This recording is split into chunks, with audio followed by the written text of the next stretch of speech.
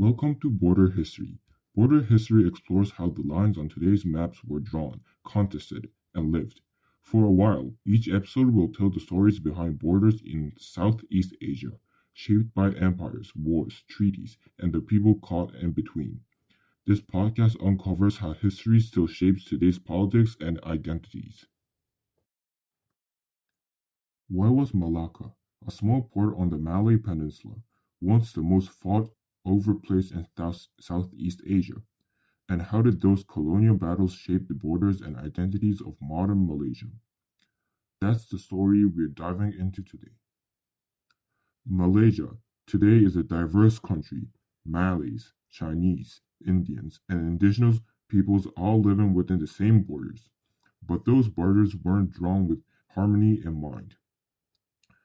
They were the product of treaties signed in European capitals, wars fought across jungles and seas, and politics that sometimes pushed people apart more than they brought them together. From the fall of Malacca to European powers, to the British policy of divide and rule, to the expulsion of Singapore in 1965, Malaysia's borders tell a bigger story. They show us what happens when colonial legacies collide with the challenge of nation building.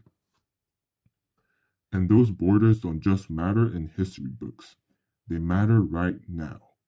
Because the Strait of Malacca is still one of the busiest trade routes on Earth, and the South China Sea disputes put Malaysia directly in the middle of today's great power rivalries. In this episode of World Border History, we'll trace Malaysia's journey, how its borders were drawn, why they've been contested, and how they continue to shape the politics of Southeast Asia and the wider world. Starting off with the historical backgrounds. Before colonizers arrived, the Malay world was already part of a powerful network. The Srivijaya Empire, centered in Sumatra, dominated maritime trade for centuries. But by the 15th century, it was the Malacca Sultanate that emerged as the jewel of the region. Malacca wasn't just a trading port, it was a melting pot of languages, faiths, and peoples. It was also a gateway for Islam into Southeast Asia, shaping the cultural and religious identity of what would later become Malaysia. But in 1511, Malacca fell to the Portuguese, the first European power to seize the strait. The Dutch followed in 1641, and then in 1824, the British arrived through what became a defining moment, the Anglo-Dutch Treaty. This treaty, sometimes called the Treaty of London, carved Southeast Asia into spheres of influence. As the National Library Board of Singapore puts it, it defined the British and Dutch areas of influence, shaping the borders of what would become British Malaya and the Dutch East Indies. Lines drawn in a European capital would dictate the destiny of Southeast Asia. The British took Malaya and Singapore. The Dutch consolidated what is now Indonesia. These were the beginnings of Malaysia's modern borders. Moving on to the colonial history. British control expanded through the Straits settlements, Penang, Malacca, and Singapore, and later through the federated and unfederated Malay states. But the British didn't just govern territories, they engineered society. The colonial economy ran on imported labor. As Malaysia's government portal explains, the British brought in Chinese workers to work in tin mines and Indian laborers for the rubber plantations. This was not accidental. It was part of a divide and rule strategy.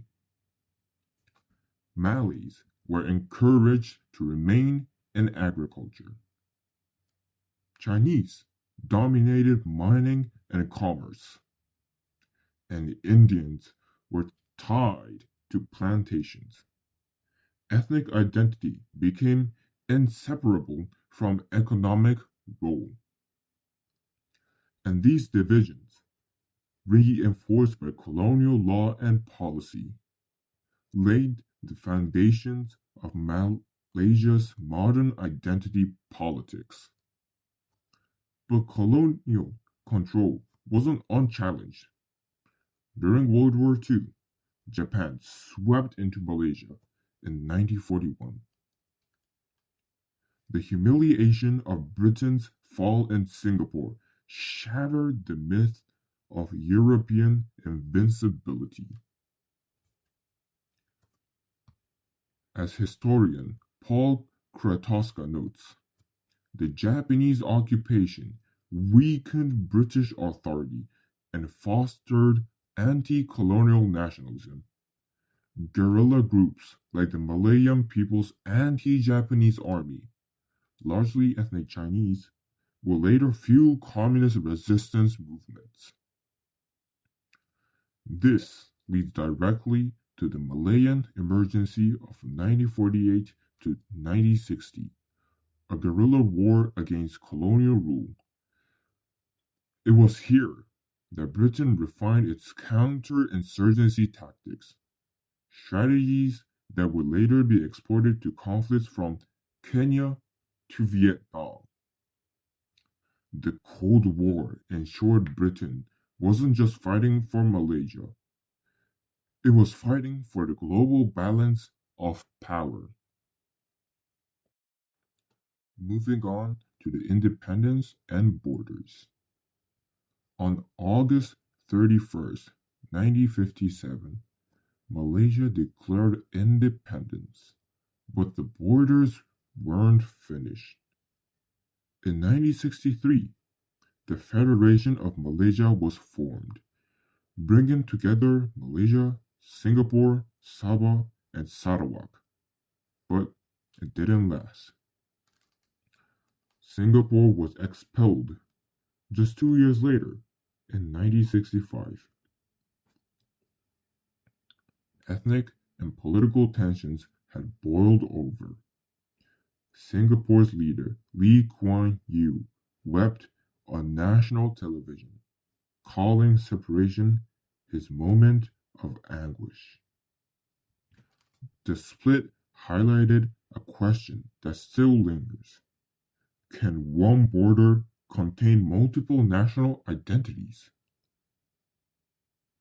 Meanwhile, Indonesia challenged Malaysia's existence in what became known as the Konfrontasi, a confrontation that ran from 1963 to 1966, rooted in Sukarno's anti-colonial rhetoric.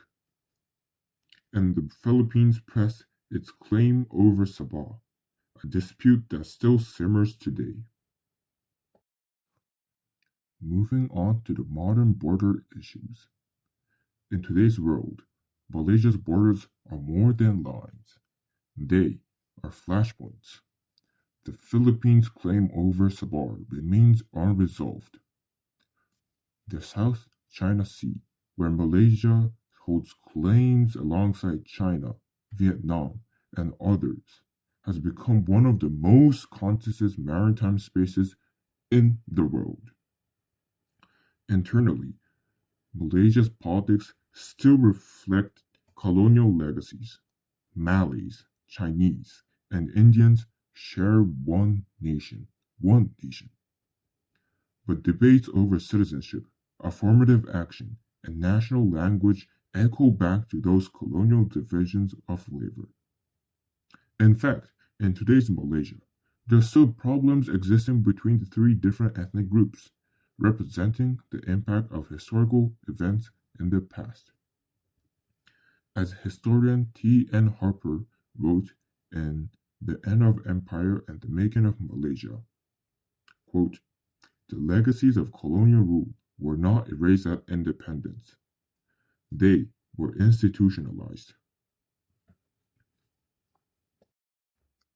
We've been talking about the history of Malaysia,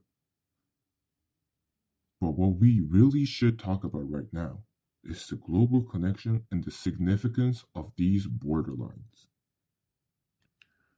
Malaysia's borders matter far beyond Malaysia. As you might know, the Strait of Malacca remains one of the busiest shipping lanes in the world. Nearly a quarter of global trade passes through its narrow waters. Whoever secures this strait holds enormous influence over global commerce, just like the Suez Canal. And in the South China Sea, Malaysia's territorial disputes tie it directly into the US-China rivalry.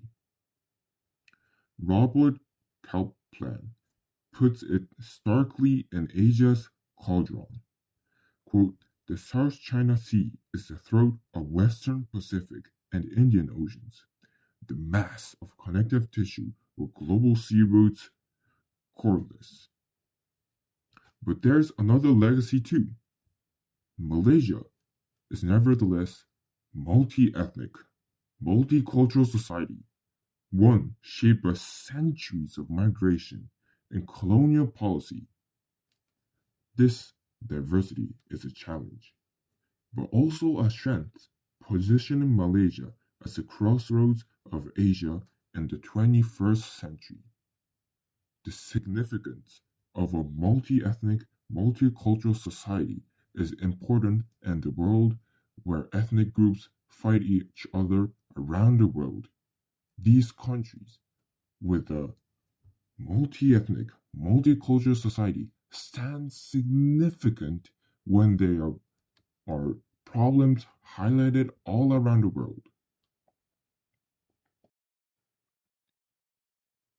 From the spice ships of Malacca to the tankers crossing the South China Sea, Malaysia's borders have never been just lines on a map. They are legacies of empire. They are battlegrounds of identity. And they are crossroads where trade, politics, and globalization collide. The story of Malaysia reminds us that borders are not static. They are living things, shaped by history, by power, and by the people who crossed them. And in the case of Malaysia, those borders tell a story that is still being written.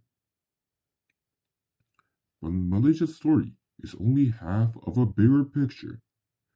Just across the strait lies Indonesia, another nation born from colonial maps, yet one that took a very different path. In our next episode, we'll explore Indonesia, how the world's largest archipelago became a single state, and how its borders continue to shape Southeast Asia today. Thank you for listening to Border History. Be sure to subscribe so you don't miss our deep dive into Indonesia next week. We'll be continue to explaining other nations such as Vietnam, the Philippines, or any other country from Southeast Asia. See you next time.